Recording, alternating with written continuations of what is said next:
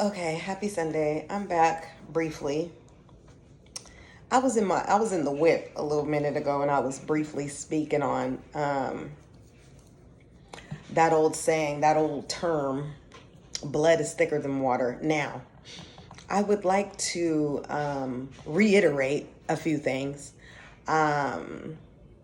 just for the sake of my podcast so I could post it and get some feedback. But how many of you out there really believe that blood is thicker than water? How many of you out there really go all out for family and even friends sometimes, and you see that you never get the same in return, but you convince yourself that because they're family or because they're blood, this is your burden to bear? Like I said, some of my biggest betrayals, some of my biggest hurts, some of the most of the pain in my life, I have suffered at the hands of family members and fake friends, of course, but we're speaking on blood right now. And so blood, like I said, has never been thicker than water in my case. Okay. And it's sad, especially when you look around and you realize, or you think to yourself, what did I do to deserve this? I've been nothing but good to you. I've been nothing but supportive to you and your kids. I never get the same in return. And then on top of that, some people are so ignorant and so miserable within themselves, they convince themselves that they haven't done anything wrong. They convince themselves that they're right to mistreat you, that you deserve it in some way, in some form or another. And it's just crazy to me because, like I mentioned briefly, there's a scripture that says that God he will redeem you. First of all, God is the great redeemer. Okay. When people talk smut on your name or try to disrespect you or paint you in a negative light, me personally, I would go out of my way. Like, I'll see them. Like I said, I have some family members that would attack me online and literally tag my name just to talk mess. I literally had to block them. And it's so sad because my life has been so peaceful without them. Before, I'm the argumentative type sometimes because I have a tendency to want to argue my point, especially when I see that someone is wrong about me, like completely wrong about me, or they're trying to paint a false narrative or put a fake story out there so they could get people on their team to help hate. It's real pathetic when people have to recruit other people to help hate you so that they feel better about themselves. It's literally pathetic. Okay. But I've gotten to a point in my life where it doesn't bother me like it used to. You got to take a step back sometimes and look at the way people are living and look at their lives. And then you got to think to yourself, oh, I get it. You're miserable and you want me to be miserable right with you. No, thank you. Blocked. I reserve the right to block, unfriend, unfollow anybody who I see fit or anybody who I see is constantly, intentionally, and purposefully trying to cause problems in my life. People, like I said, like I mentioned on a prior podcast, people who get pleasure from your pain have no place in your life. Don't feel bad about blocking them, distancing yourself from them, or literally ignoring their existence. I'm the type, out of sight, out of mind. I don't think about you. Once you're off my mind, off my radar, you are literally out of sight, out of mind. I'm so much more peaceful. That's what some people don't get. I literally can't stand it when people say, oh, you're bitter or you hate them. Hate is a strong word. It takes a lot of energy to hate someone. Okay? Hate. I don't even think about that person. Bitter. I literally forgot about what that person did to me until you reminded me. Thanks for the reminder. That's exactly why they're not in my life, and that's exactly why you're not about to be in my life. It's funny when people try to make excuses for the damage people have done to you in your life, especially when you know it was intentional. Like I said, everyone makes mistakes.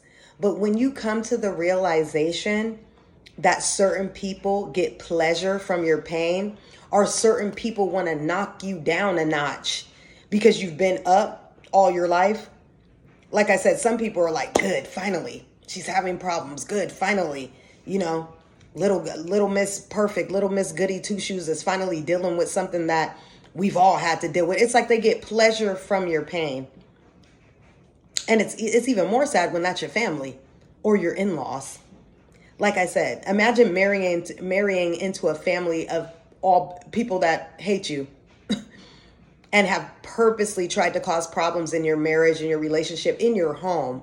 They bring their negative baggage with them, literally baggage and theoretical baggage with them, you know? And it's like, you have no choice but to get out. You have no choice but to leave.